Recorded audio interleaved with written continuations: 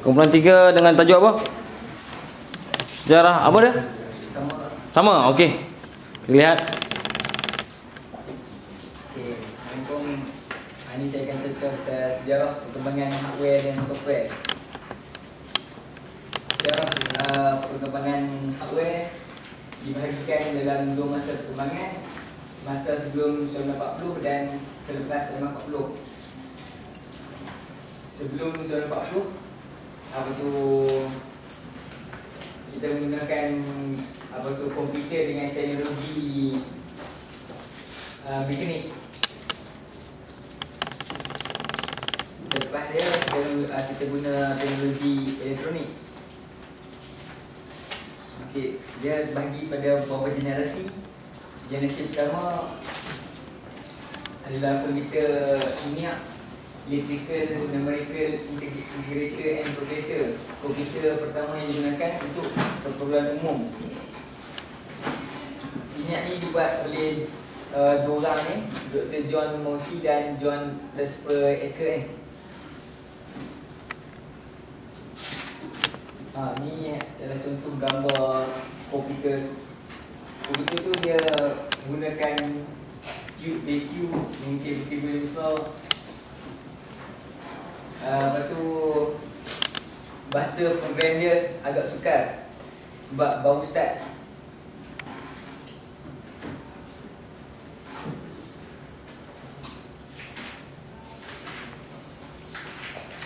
Ini komputer generasi kedua. Komputer ni dia dulu masa generasi pertama dia menggunakan tube vacuum, tapi sekarang dia orang tukar menjadi gitar yang berupa transistor dengan diode. Dia telah menjadi dia revolusi daripada bahasa program tingkat tinggi. Dia pakai bahasa program yang tinggi.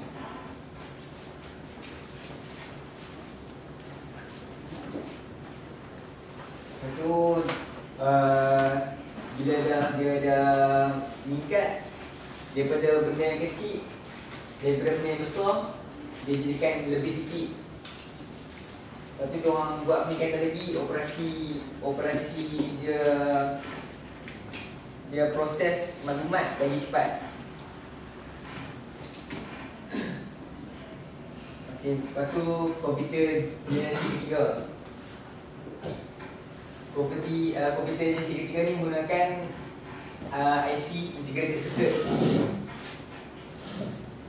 IC dibuat oleh Texas Instruments and Fairchild pada 1999. Ia hanya berisi 6 transistor dan sekarang ni IC dia memiliki jutaan transistor dalam satu board kecil ke. Contoh komputer generasi 3 di depan ni, IBM S360 1108. Lepas tu komputer generasi ketiga ni ciri-ciri peningkatan daripada sebelum generasi kedua ni, dia menggunakan IC. Kalau bila dia guna IC, kerja komputer jadi lebih cepat dan cepat. Kecepatan dia hampir 10.000 lebih cepat daripada generasi yang pertama. Lepas tu dia peningkatan dari segi software, kapasiti dia meningkat daripada 1000 ke 10,000. Lepas tu dia mampu buat multitasking yang multi processing. Dia boleh proses benda yang banyak dalam satu masa. Okey, skip. Next. Okey, komputer generasi keempat adalah lanjutan daripada generasi ketiga, revolusi pada generasi yang ketiga.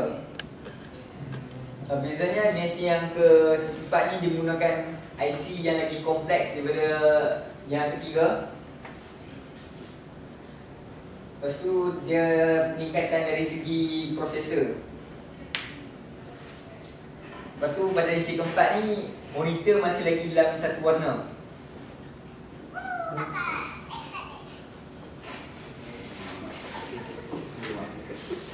Okey, komputer generasi ke-5 ni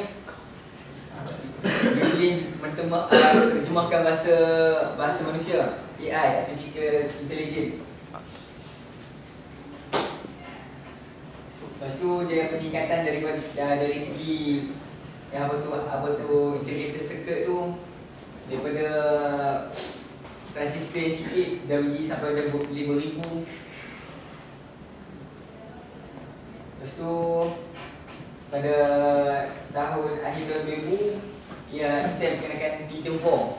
Apa tu dia punya prosesor.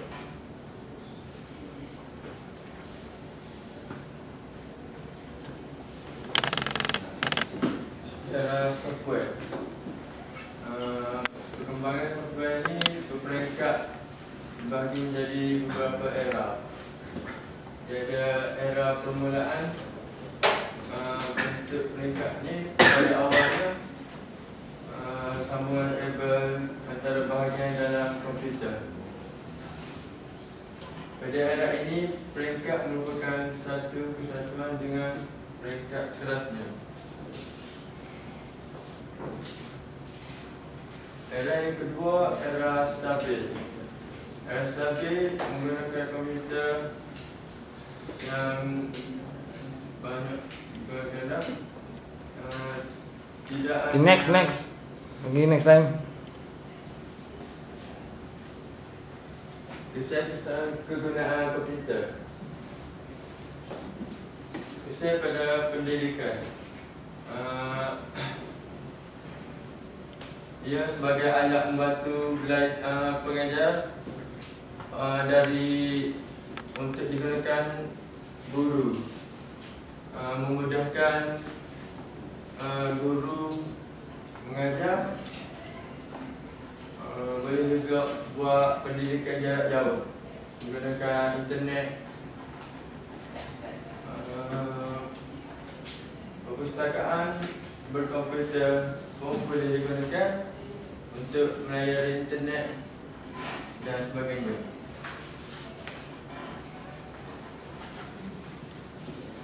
Kesan pada industri. Barang yang dihasilkan lebih cepat dan banyak, menjimatkan tenaga, dan digunakan oleh negara-negara yang maju. Teknologi komputer dapat menjamin kualiti yang dikeluarkan, menjaga kualiti bahannya.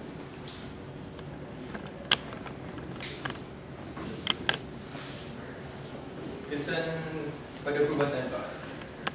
Okay, penggunaan komputer dalam bidang perubatan tujuannya adalah untuk membantu doktor dalam membuat diagnosis sesuatu penyakit. Okay, sebagai contohnya, doktor nak buat diagnosis pada pesakit yang dia tak tahu penyakit tersebut. So dengan penggunaan komputer lebih efisien untuk dalam membuat diagnosis. Selain itu, komputer juga boleh memberi maklumat tentang jenis ubat yang paling sesuai untuk merawat pesakit penyakit berkenaan. Dalam rawatan kesihatan, khasnya semasa pembedahan, teknologi komputer juga telah banyak memberi sumbangan besar dalam mengizinkan pembedahan. Sebagai contoh, doktor nak masukkan tube kamera something macam tu dalam badan manusia, kita nak tengok apa yang berlaku dalam organ-organ seperti jantung, large intestine bawah ni berapa ke, nak tahu apa yang sakit, sama ada pendarahan dalaman ke, itu juga. So doktor bolehlah guna komputer untuk bantu dia. So dengan penggunaan komputer ni banyak membantu dan menjamin kejayaan suatu pembedahan dan keselamatan pesakit tersebut.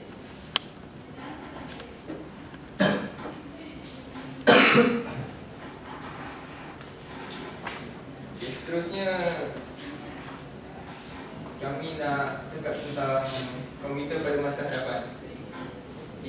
Seperti yang kita tahu, teknologi tidak akan pernah berhenti dan untuk berkembang dan berinovasi.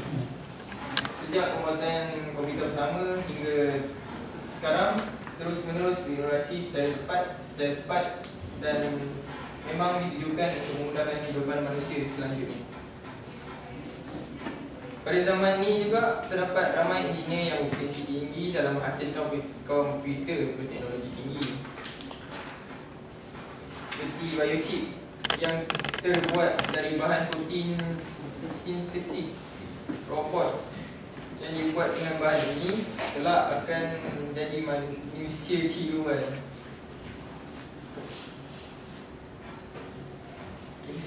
Oleh itu tak mustahillah komputer yang akan terhasil pada masa hadapan akan jauh lebih canggih berbanding daripada sekarang. Sebagai contohnya lah, komputer yang berkemampuan dalam mengesan organ dalaman tubuh manusia dalam industri perubatan seperti yang dah dikatakan tadi.